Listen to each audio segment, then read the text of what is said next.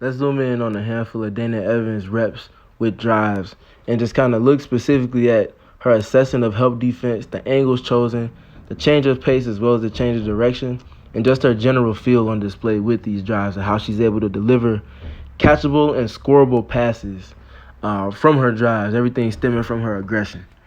All right, this first play here, we're going to see a high point, pickup point, first of all, on Dana. And if you're picking up Dana this high, you better either be able to contain the ball or have a great defender and help that's going to be defending the screener here in this action. We're not going to see either of which here from the Minnesota Lynx. And as Rachel Banham tries to go under this screen, again, in space, a great job from Alana Smith. Not going too soon. She doesn't always set screens where her feet set. She kind of slips them a little bit early. But here's to her advantage because she does so as soon as Banham is trying to go under. And you can see the hesitation that it causes at the point of the screen. It kind of hangs up Banham. And then obviously there's no help from Atlanta's matchup in trying to deter Dana from getting to the paint. So now Dana's eyes, already knowing that she's going to get downhill, is shifted to where's the help coming from. And she knows it's not coming from Marina Mabry, as we've talked about, with her being stashed one pass away. There's no help coming from the nail here from her matchup. As she can see, Dana's already processed that. So now she's looking to the corner here. You can see her looking at the corner. And this is an advantage set from the 5-out spacing when the Sky go with the Morgan Birch and Alana Smith front court tandem. This is an advantage that's set from that because look at the driving lanes and the spacing that's created. There's no one in the paint at all. As Dana gets to turn in the corner to get downhill, she's able to get a paint touch, get an advantageous pickup point where it's compromising the defense, and she waits for the perfect time with which to pass this ball over to Morgan Birch. And because it's coming from the lowest possible help, there's really no one there to help the helper here in this scenario. The defense is fully compromised, all via Dana Evans' downhill attacking mindset and assessing of the defense and delivering a timely pass, but not just a timely pass, but a pass where Morgan doesn't have to waste any time getting the ball back into her shooter's pocket because it's already there with plenty of smoke on it. And they try to get a little bit of a peel switch with Banham peeling off of Dana Evans and trying to get over to the corner. But because of the pace and the timing of the pass, as well as the location and accuracy, Morgan is able to get into a very comfortable catch, find the laces, and knock this down from deep before the defense can recover. Just great processing from Dana. And we're going to see more of it here as they set up for one of their signature half-court sets. And they're going to, usually this would be Kalia Copper at the top left corner of the screen flowing off of stagger screens. And then she's going to catch from Dana Evans and then flow into an assortment of different counters and reads on the second side as they get the defense moving and rotating from sideline to sideline. But Dana here at the control of the play, at the helm, just decides to use the spacing and the way that it's occupying the attention of the help defense to her advantage. This is the space-seeking mentality and downhill ability that I mentioned earlier in the piece that she has. She just has a feel for those crevices in the defense that she can squeeze and maneuver her way to. And because she never has to worry about the primary defender, the initial defender, because that's always going to be a blow-by, she's able to occupy this space and then we're able to see how she plays out of that. As she not just beats her initial help or her initial defender, she beats the first line of help here, and then she beats the second line of help as well. Beats them all to the point, gets it up into an extended arm finish, keeping it in her left hand, kissing it off the glass for a very, very, very impressive drive, impressive processing, and impressive finish, getting to that extended arm left hand finish here from Dana. That's just really, really good. And here we're going to see her in transition. And again, the best time to attack a defense is when they're in transition because they're not set. Matchups aren't always set, but the help is also not set. And one thing the Sky do that's really good with manipulation of space is getting into these empty corner drag screens. As you can see, the rest of the Sky players all funnel to the left side of the floor, reading that Dana has the ball, and Elizabeth Williams is a little bit above the ball, ahead of the ball, but she's going to get into this drag screen. And we're going to see Dana just completely exploit the defense here. We can see them loading up for this empty corner drag screen here for Dana. Dana does a great job, as we've mentioned in the opening, with the changes of pace. The pace change is what sets it, but also even before that, reading what the defense is reacting to.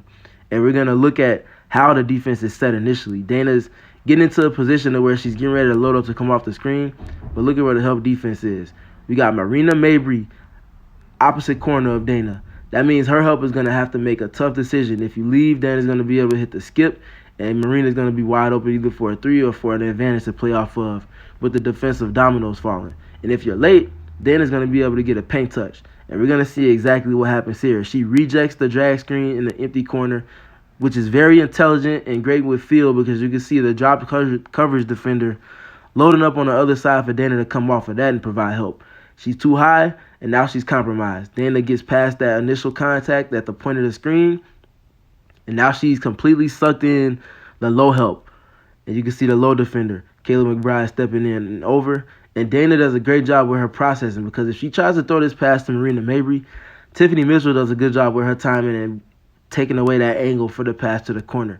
And then in addition to that, we see the field defender stepping over to help the helper, with Mitchell stepping over for McBride.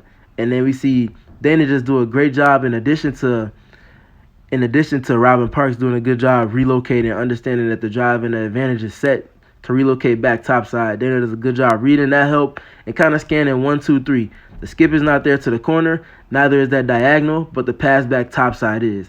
And she's able to split the help, turn around, find out where that help came from, and hits Robin Parks in stride with a great pass. And then Robin's able to do what she does best and knock down the transition 3. Just great reads, great processing from Dana. And we're going to see more of that here on this play. She gets an under here at the high point of the screen, and then she's able to just kind of play. This is to beat the shot clock at the end of the third quarter. She's able to just keep the defense at bay and hold and use that anticipation of where she might be trying to go with her dribble drive to her advantage. Instead of just going right away off of this hop, she does a great job adding a second hop, gets a little crossover in, and then a between the legs dribble. And that allows for her to just get her feet back into their most explosive positioning. And then she's able to just, boom, blow right past the point of attack defense. Again, hold that low help here and just hold it as much as she possibly can, closing that airspace, making that rotation and stretching it as much as she possibly can. And as she does kick it over to the corner to Courtney Williams, one of the better catch-and-shoot three-point shooters in the WNBA this season, top 8 last time I checked. She's able to hit her in stride, holding her initial defender, and hitting her in stride with a great pass right to the pocket. And Courtney's able to catch and raise before the help defense can recover. This is just really, really great stuff from Dana Evans on these drives, and with her read and react. And speaking of that, we're going to see another rep here. And this is going to be a miss from Atlanta Smith, but we're going to look at the processes from Dana. Again, this is in transition. Again, she hits them with the hesitation dribble, the skip dribble. Love it with Dana because of the explosiveness that she's able to generate from it with the alignment of her feet. She's able to get past a quicker defender this time in Crystal Dangerfield. It's a little bit of a reject. As you can see, Ruthie Hebert kind of stepping in to set the drag screen. Dana rejects it, and then she's able to, again, assess the low help on the opposite side. She's able to hit this skip pass to the corner for Kalia Copper as she sees Satu Sabali step in and put 2 feet in the paint. And now she's got the defensive dominoes rotating off of her dribble drive. Kalia Copper is able to play off of a closeout. And because Satu does a solid job with the closeout and kind of keeping Kyle from getting to the baseline, which is where Kyle, of course, wants to get more often than not when she's in the corner, Kyle's able to just kind of hit with a quick +1 pass to Atlanta. And because, again, it's in transition and everybody's kind of flowing into the paint, Atlanta Smith is going to be left wide open. She misses this shot, but that's A+ shot quality, and that's A+ processing from Dana Evans. Again, just setting the pace and setting the tone of the offensive possession at the point of its initiation. And then this last rep here, we're going to see one more time my favorite drive from her over this weekend. She's going to get into this snake dribble off of the outer third coverage with the Dallas Wings icing her, trying to keep her to the outside, keep her away from getting to the paint.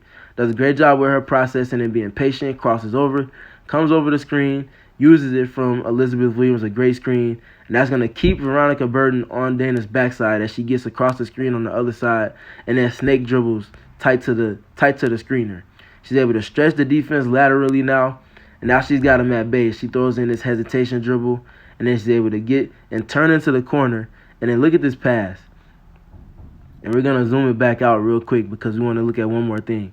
As she holds this attention, dribbling around the nail, and then she gets to the elbow on the opposite side of the floor, you can see she's going to now have 3 Dallas Wing defenders on her. And she processes it perfectly because the drop pass back to the roller is not there. She can't get that there.